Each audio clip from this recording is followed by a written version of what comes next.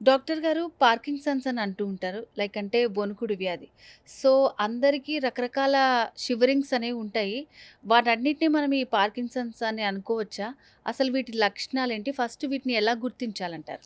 చాలామంది పేషెంట్లు చేతులు కాళ్ళు వణుకుతూ ఉండంగానే వాళ్ళకు కూడా ఈ పార్కిన్సన్స్ డిసీజ్ వచ్చిందని అనుకోవటం ఇంకా టెన్షన్ ఎక్కువైపోయి ఇంకా ఎక్కువ షివరింగ్ అవుతూ ఉంటుంది, ఇంకా ఎక్కువ వణుకుతూ ఉంటుంది. హ్మ్.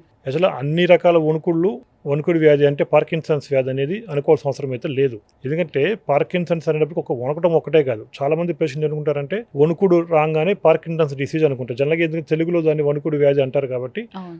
వణకటమే దీని ముఖ్య లక్షణం అనుకుంటా ఉంటారు. కానీ వణకటం ఒకటే కాదండి. వణకటంతో పాటు వాయిస్ అనేది బాగా స్లో అయిపోవటం, అంటే వాయిస్ యొక్క క్వాలిటీ స్పీచ్ అనేది తగ్గిపోవటం, హ్మ్. అడుగు వేయాలన్నా సరే చాలా ఇబ్బందికరంగా నడవటము, ప్లస్ బాడీ అంతా స్టిఫ్గా అంటే ఎండిపోయిన ఒక కర్రపుల్లలాగా అడుగు అనేది చాలా వేయటానికి చాలా కష్టంగా ఉంటుంది. ప్లస్ బాడీ అంతా స్టిఫ్గా అయిపోతుంది. అంటే ఒక బిగదీసినట్టు అడుగు తీసి అడిగేది ఇబ్బందికరంగా ఉంటాం. కుర్చీలో కూర్చున్న వాళ్ళు పైకి లేవడం చాలా ఇబ్బందికరంగా ఉంటాం. ఇవన్నీ కూడా పార్కిన్సన్స్ లక్షణాలే. అంతేగాని ఒక్క వణుకుడు ఒక్కడు చూసి పార్కిన్సన్స్ డిసీజ్ వచ్చిందని అపోహపడాల్సిన అవసరం లేదు. దాంతోపాటు వేరే వేరే సిమ్టమ్స్ ఏమున్నాయి కూడా చెక్ చేసుకోవాలి. దగ్గర ఉన్న డాక్టర్ దగ్గరికి వెళ్తే ఆ టెస్టులు చేసి ఎంఆర్ఐ బ్రెయిన్ అని తీసిన తర్వాత అప్పటికి కూడా దాంట్లో కూడా డేంజర్స్ ఉంటే అప్పుడు దాన్ని పార్కిన్స్ అనుకోవాలి తప్ప వణుకుడు ప్రతిదాన్ని పార్కిన్స్ అనుకున్నా ఉంటే మాత్రం చాలా ఇబ్బందికరమైన పరిస్థితులు చాలా ఉంటే అనుమానంతో ఇంకెక్కువ ఇబ్బంది పడుతూ ఉంటారు పేషెంట్లు యాక్చువల్గా. కాబట్టి అన్ని వణుకుళ్ళు పార్కిన్సన్స్ కాదు.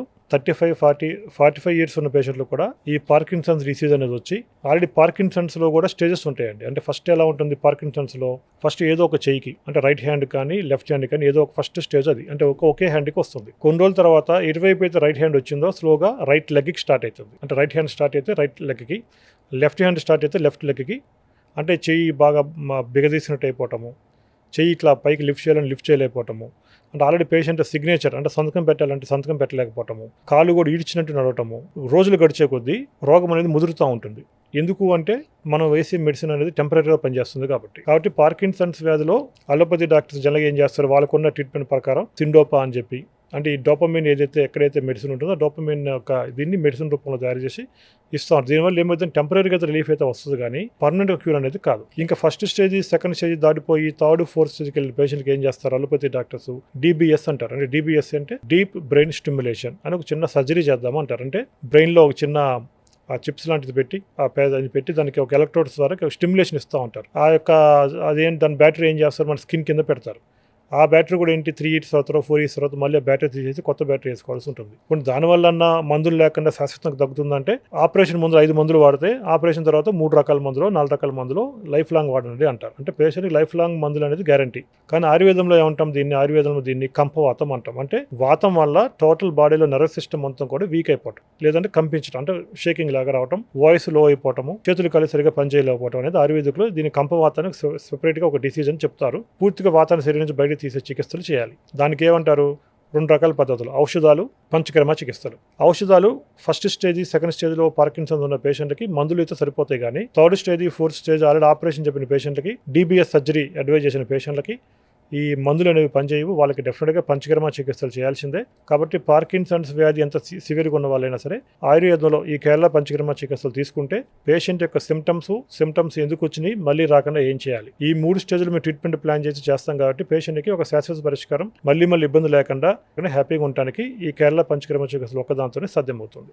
అలోపతి అలాంటివి యూజ్ చేసినప్పుడు ఏంటంటే మీరు చెప్పినట్టు నిజంగా అందరికీ కంప్లీట్ తగ్గుతుందని అనుకుంటారు. సర్జరీ గానీ ఏమన్నా అయిపోయాక ఎక్కువ మెడిసిన్స్ యూజ్ చేస్తూ ఉండాలి. సో, దీంట్లో ఏంటండి గ్యారంటీ అసలు ఇది చేయించుకుంటే ఇంకా మళ్ళీ రాదు, తగ్గిపోతుంది అనడానికి? పేషెంట్ పంచకర్మ చికిత్సలు పర్ఫెక్ట్గా తీసుకొని మందులు జాగ్రత్త వాడుకుంటా కొంచెం ఆహారాలు విహారాలు అంటే తినే ఫుడ్ మనం చేసే పనులు జాగ్రత్త కంట్రోల్ చేసుకుంటే ఈ వ్యాధనే కాదని ఏ వ్యాధి కూడా పరిష్కారం అనేది ఉంటుంది. పేషెంట్ చేతుల్లో ఎక్కువ ఉంటుంది. కాబట్టి పేషెంట్ కూడా డాక్టర్ చెప్పినట్టు సిన్సియర్గా ఫాలో చేయగలిగితే మాత్రం పార్కిన్సన్స్ వ్యాధి నుంచి ఒక శాశ్వత పరిష్కారం పొందవచ్చు. సో, అంటే ఈ పార్కిన్సన్స్‌కి పంచకర్మ దీనికి డిఫరెంట్‌గా ఉంటుందా? ఎట్లా చేస్తారండి? పంచకర్మ అనే పేరు అందరూ వింటారు పంచకర్మ అని. అవును. మీరు అన్నట్టు చాలా మంచి ప్రశ్న మీరు వేసి, ఎందుకంటే నడువు నొప్పికి పంచకర్మ చేస్తారు, మోకాళ్ళ నొప్పులకి చేస్తారు, పార్కిన్సన్స్ వ్యాధికి చేస్తారు. కానీ పార్కిన్సన్స్ వ్యాధి డిసీజ్కి వచ్చే ప్రతి డిసీజ్కి ఏంటంటే కొన్ని స్పెషల్ మెడికేటెడ్ ఆయిల్స్ ఉంటాయి. ఈ హెర్బల్స్ చేసిన మెడికేటెడ్ ఆయిల్స్ అనేది డిఫరెంట్గా ఉంటాయి. పార్కిన్సన్స్ వాళ్ళకి వాడే ఆయిల్స్ వేరే ఉంటాయి. ఆ పార్కిన్సన్స్ వ్యాధులు ఉన్న వాళ్ళు కూడా సివియారిటీని బట్టి ఫస్ట్ స్టేజ్ సెకండ్ స్టేజ్లో ఉంటే వాడే ఆయిల్స్ వేరే ఉంటాయి, లేదా ఫోర్త్ స్టేజ్ ఫిఫ్త్ స్టేజ్లో ఉన్న వాళ్ళకి వాడే పంచకర్మ చికిత్సలో వాడే ఔషధాలు వేరే ఉంటాయి. అలా పేషెంట్ యొక్క కంప్లైంట్ బట్టి కన్సల్టేషన్ టైంలో డాక్టర్ కన్సల్టేషన్ అయిన తర్వాత డిసైడ్ చేసి ఏ మందులు వాడాలి, ఏ ట్రీట్మెంట్ చేయాలి, ఎన్ని రోజులు చేయాలి, ఎట్లా ఏ టైంలో చేయాలి అనేది డాక్టర్ కన్సల్టేషన్లో డిసైడ్ చేసి చెప్తారు. దాని ప్రకారం ట్రీట్మెంట్ అనేది ఫాలో చేయాల్సి ఉంటుంది. ఓకే. సో, ఇప్పుడు ఆయుర్వేదం ట్రీట్మెంట్స్ కానివ్వండి, మీరు చెప్పిన కేరళ పంచకర్మ ట్రీట్మెంట్స్ ఇవి యూజ్ చేసేటప్పుడు మనం కొన్ని ఆహార నియమాలు పాటించాలి. ఆయుర్వేదం వేడి చేస్తుంది ఇట్లాంటి రకరకాల అపోహలుంటాయి. సో, వాటికి మీరేం ఇప్పుడు చెప్తారు? మీరన్న ప్రశ్న ఏంటంటే ఆయుర్వేద మందులు వాడితేనే ఆహార నియమాలు ఉండవు. హ్మ్. ఆహార నియమాలు ఆయుర్వేద మందులకి, అలోపతి మందులకి డిసీజ్కి ఉంటాయి. వ్యాధిని ఓకే. బట్టి ఆహార హ్మ్. నియమాలు ఫాలో చేయాలి. అంతేగాని ఆయుర్వేద మందులకి ఆహార నియమాలు, అలోపతి మందులకి ఆహార నియమాలు అవసరం లేదనేది ఉండదు. ఏ రోగం వచ్చినా సరే కొన్ని తినకూడనివి, కొన్ని తినాల్సినవి ఉంటాయి. ఆయుర్వేద మందుల, అలోపతి మందుల పక్కన పెడేసి మేమేంటంటే పేషెంట్ యొక్క సంపూర్ణంగా, అంటే పేషెంట్ యొక్క సంపూర్ణ ఆరోగ్యం మళ్ళీ ఇవ్వాలనే ఉద్దేశంతో మేము ఏం చేస్తామంటే పేషెంట్ ఎక్కువ కౌన్సిలింగ్ ఉంటుంది. అంటే ఈ ఫుడ్ తినండి, ఈ ఫుడ్ తినొద్దని ఆయుర్వేద డాక్టర్స్ ఎక్కువ ఫోకస్ వాటి మీద చేస్తారు. ఎందుకంటే పర్మనెంట్గా రోగం తగ్గాలి కాబట్టి. అందుకని చాలామంది ఏంటంటే ఆయుర్వేద మందులు వాడేటప్పుడు ఎక్కువ ఆహార నియమాలు ఉంటాయి అనుకుంటారు, కానీ అది అపోహ. హ్మ్. వ్యాధికి ఉంటాయి ఆహార నియమాలు తప్ప మందులకు ఉండవండి. సో, ఈ పార్కిన్సన్స్ అంటే ఏంటి? అది ఎలాంటి వాళ్ళకి వస్తుంది? ఏ స్టేజ్‌లో ఉంటే ఎలాంటి ట్రీట్మెంట్ చేస్తారు? సో, సర్జరీకెళ్ళకుండా మీ దగ్గర ఎట్లాంటి చికిత్స ఉందని చాలా బాగా ఎక్స్‌ప్లెయిన్ చేశారు sir. Thank you so thank you much. అండి.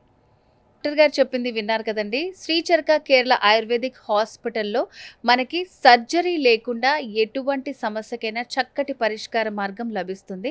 సో, పూర్తి వివరాల కోసం స్క్రీన్ మీద కనిపిస్తున్న నంబర్‌కి కాల్ చేసి మీరు మరిన్ని వివరాలు తెలుసుకోవచ్చు. సో, ఇది ఇవాల్టి స్పెషల్ వీడియో. మరో వీడియోలో మళ్ళీ కలుద్దాం. నమస్తే.